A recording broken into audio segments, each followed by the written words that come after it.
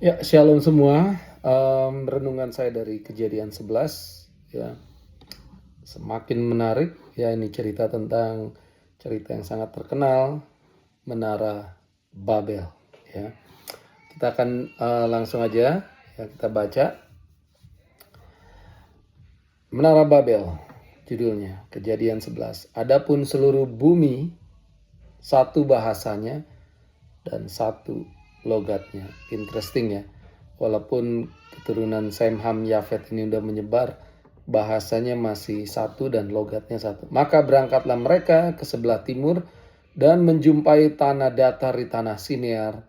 Lalu menetaplah mereka di sana. Mereka berkata kepada yang lain, marilah kita membuat batu bata dan membakarnya baik-baik. Wow, zaman dahulu udah tahu cara membangun dengan cara batu bata dibakar ya dengan baik-baik. Lalu bata itulah dipakai mereka sebagai batu dan tergala-gala sebagai tanah liat. Juga kata mereka, marilah kita dirikan bagi kita sebuah kota dengan sebuah menara yang puncaknya sampai ke langit. Saya nggak ngerti zaman dahulu ini orang mikirnya gimana ya. Dibilang puncaknya sampai ke langit. Ya, ini ibarat proyek ngecat langit, ya, proyek yang nggak jelas ya. Tapi bagi mereka, they were serious. Ya, mereka sangat serius dan benar-benar niat. Terus, dan marilah kita cari nama. Wow, supaya kita jangan terserak ke seluruh bumi. Ya, sangat menarik. Ya, mereka punya niat banget. Niatnya ini benar-benar ya. Untuk apa? Untuk ternyata untuk cari nama. Supaya kita jangan terserak ke seluruh bumi, ya. Padahal firman Tuhan bilang beranak cuculah dan penuhilah bumi. Ya, tapi mereka mau ada di satu tempat, ya. Nggak berserak, ya. Jadi kita lihat di sini saat ini memang mereka satu bahasa yang tadi ayat pertama bilang ya, budayanya juga satu. Padahal unity itu sebenarnya nggak masalah ya, punya kesatuan ya. Cuman mereka mau bersatu supaya mereka nggak bergantung lagi sama Tuhan ya. Oke, kita lanjut ayat 5. Lalu turunlah Tuhan. Nah, ini istilah yang menarik juga ya. Tuhan turun. Kemarin kita lihat Tuhan menyesal, Tuhan sedih. Sekarang Tuhan turun ya. Padahal manusia di sini kita lihat mau mendirikan menara Babel yang puncaknya sampai ke langit ya. Tapi Tuhan aja sampai harus turun untuk melihat ya. Tuhan maha hadir ya, maha kuasa, maha tahu. Ya, ini kata-kata turun yang kita punya limitation, punya batasan untuk menterjemah actionnya Tuhan ya. Tapi kita bolehlah ya, kita bilang Tuhan turun ya. Karena nantinya Tuhan turun menjelma jadi manusia juga. Ya, nggak ada yang mustahil bagi Tuhan. Untuk melihat kota dan menara yang didirikan oleh anak-anak manusia itu. Dan ia berfirman, mereka ini satu bangsa dengan satu bahasa untuk semuanya. Ini barulah permulaan usaha mereka. Mulai dari sekarang apapun juga yang mereka rencanakan, tidak ada yang tidak akan dapat terlaksana. Ya, jadi mereka memang sepakat, the power of sepakat. Ya, ini luar biasanya kalau kita sepakat ya. Tapi sebenarnya ini bukan sesuatu yang harus dibanggakan ya. Tuhan sendiri yang ngomong ya. Tapi ini satu concern ya, artinya apa?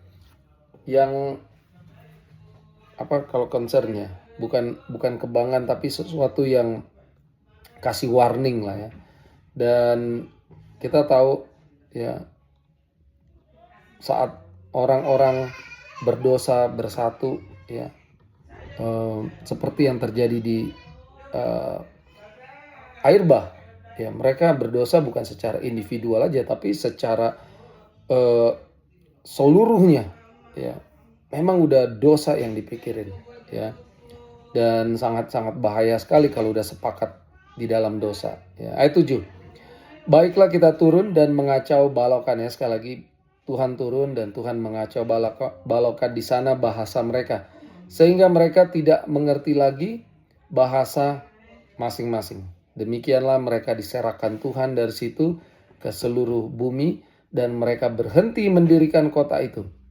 Itulah sebabnya sampai sekarang nama kota itu disebut Babel, ya. Babel itu sebenarnya kayak bahasa Inggris juga, ya. Babel kalau kita ngomong babel gitu, ya. Babel, ya. Makanya bahasanya dikacaukan, ya. Karena disitulah dikacau balakan Tuhan bahasa seluruh bumi, dan dari situlah mereka diserahkan Tuhan ke seluruh bumi. Luar biasa, ya. Bagaimanapun juga rancangan dan rencana Tuhan harus digenapi. Ya, kalau Tuhan udah berkata, udah bertitah, itu pasti jadi. Dia bilang beranak cuculah dan penuhilah bumi. Manusia sepakat supaya kalau bisa jangan terserak. Kita buat nama di sini, ya. Akhirnya dikacau balakan oleh Tuhan, bahasanya tiba-tiba yang tadinya satu bahasa, satu dialek, ya, satu logat, tiba-tiba bahasanya beraneka ragam, ya. Dan ini sebenarnya tetap kebaikan Tuhan, ya, untuk menggenapi rencananya, ya. Nomor satu juga kenapa Tuhan kacau balakan, ya, ibaratnya yang jahat kalau berkumpul sepakat, yang minimal di slow down, ya. Ya, luar biasa, ya, di sini dengan intention mereka yang mau punya nama, ya. Sebenarnya sih bagi saya nggak masalah, ya, punya nama, ya. Atau juga nanti Abraham, kita lihat di pasal berikutnya, ya, Tuhan kasih dia nama yang masyhur, gitu, ya. Dan Amsal 22 ayat 1 juga dibilang nama baik lebih berharga, ya, daripada kekayaan. Cuman metode cara kita mau cari nama itu, ya, kayak mereka ini metodenya mereka benar-benar membanggakan kesombongan mereka, melawan perintah Tuhan, ya, untuk tidak memenuhi bumi, ya. Oke, kita lanjut, ya. Keturunan Sem. Inilah keturunan Sem. Sem berumur 100 tahun, ia memperanakan Arpaksad. 2 tahun setelah air bah itu, Sem masih hidup 500 tahun lagi, ya. Jadi tadinya Tuhan bilang 120 tahun, itu 120 tahun adalah masa di mana Tuhan kasih kesempatan sama manusia, ya, sebelum air bah diturunkan, ya. Ini banyak lagi nama-nama, ya. Ayat 12, setelah Arpaksad hidup 30 tahun ia memperanakan Selah. Arpaksad masih hidup 400, ya, Arpaksad lagi di atas 120 tahun ia memperanakan Selah, dan ia memperanakan anak lelaki dan perempuan. Setelah Selah hidup 30 tahun ia memperanakan Eber, ya. Selah masih hidup 403 tahun, ya. Masih banyak yang hidup di atas 120 tahun, ya. Dan kita lihat semuanya nama-nama, ya. Dan di sini semakin mengerucut ke Abraham sebenarnya, ya. Bapaknya Abraham itu Terah, ya. Terah punya anak Abram, Nahor, dan Haran, ya. Dan ayat 27, inilah keturunan Terah. Terah memperanakan Abram, Nahor, dan Haran. Haran memperanakan Lot. Ya, ini dia kenapa Lot itu ponakannya Abram, karena dia anaknya adiknya, ya. Ketika Terah ayahnya masih hidup, matilah Haran di negeri kelahirannya, ya. Jadi Lot jadi yatim, anak yatim. 29, Abram dan Nahor kedua-duanya kawin. Nama istri Abram ialah Sarai, nama istri Nahor ialah Milka, Ya, anak Haran, ayah Milka dan Yiska. Sarah itu mandul, tidak mempunyai anak. Lalu Tera membawa Abram, anaknya, serta cucunya Lot. Ya, Lot ini cucunya Terah, anaknya Haran yang baru meninggal, yaitu anak Haran. Dan Sarai menantunya, istri Abram, anaknya. Ia berangkat bersama-sama dengan mereka dari Ur Kasdim untuk pergi ke tanah Kanaan. Lalu sampailah mereka di Haran dan menetap di sana. Umur Terah ada 205 tahun, lalu ia mati di Haran. Masih di atas 120 tahun. Ya, ini cerita yang sangat menarik tentang Menara Babel. Ya, di mana Tuhan mengacaukan, menggagalkan rencana. Kadang puji Tuhan loh kalau yang gagalin rencana kita itu Tuhan. Ya, jangan dianggap kalau kita gagal anak-anak Tuhan, ya Tuhan akan buat, saking sayangnya dia bisa aja menggagalkan. Dia kirim orang-orang tuh, ya, untuk campur tangan. Ya, kalau kita di posisi seperti ini, karena kita udah baca, kita lihat kalau orang-orang yang saat itu mungkin bingung gitu ya, kenapa kok bahasa kita jadi beda-beda nih, kita nggak bisa komunikasi, akhirnya proyeknya mangkrak dan akhirnya yang nggak jalan ya. Tapi karena kita udah baca Kejadian 11, akhirnya kita bisa melihat dari point of view, sudut pandang kasih karunia Tuhan. Ya, Tuhan gagalkan, Tuhan buat kacau untuk memastikan rancangan-rencananya untuk memenuhi manusia, memenuhi bumi terjadi. Semakin bumi dipenuhi oleh manusia, semakin ada kesempatan orang-orang untuk bisa membawa kemuliaan bagi Tuhan. Ya, jadi karena kita sekarang udah baca ini, kita bisa lihat, wow, Tuhan tuh dahsyat, Tuhan baik banget ya. Untung aja digagalin. Puji Tuhan digagalin. Kalau enggak, ya bahaya ya. Dan ini dia Kejadian 11 ya. Yang saya dapat sini adalah kalau Tuhan menggagalkan rencana kita, itu karena Tuhan baik. Itu karena Tuhan berkenan, kasih karunia Tuhan ada sama kita. Jangan buat ini kayak, oh Tuhan gak sayang dong sama saya. Ya, saking sayangnya Tuhan digagalkan. Anak yang dikasihnya Tuhan hajar. Ya, tinggal kita mau terima, mau rendahkan hati kita nggak?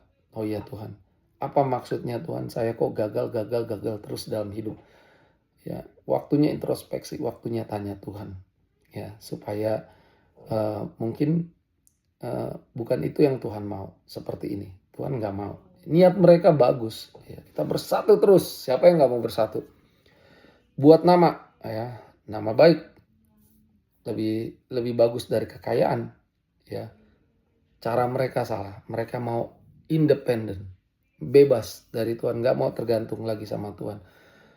Mereka harusnya udah tahu bahwa kemarin baru aja air bah, Tuhan hajar semuanya, mati, dibunuh, kecuali keluarga Nuh.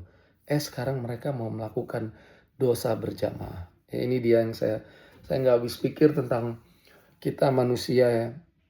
Udah Tuhan tolong, kita balas dengan sesuatu yang jahat, menyedihkan hati Tuhan. Semoga ini sesuatu yang bisa jadi pelajaran buat kita ya. Tuhan gak pernah merencanakan sesuatu yang jahat. Rencananya penuh damai ya, rencana yang masa depan yang penuh harapan. Tuhan berkati. Sampai ketemu di Kejadian 12.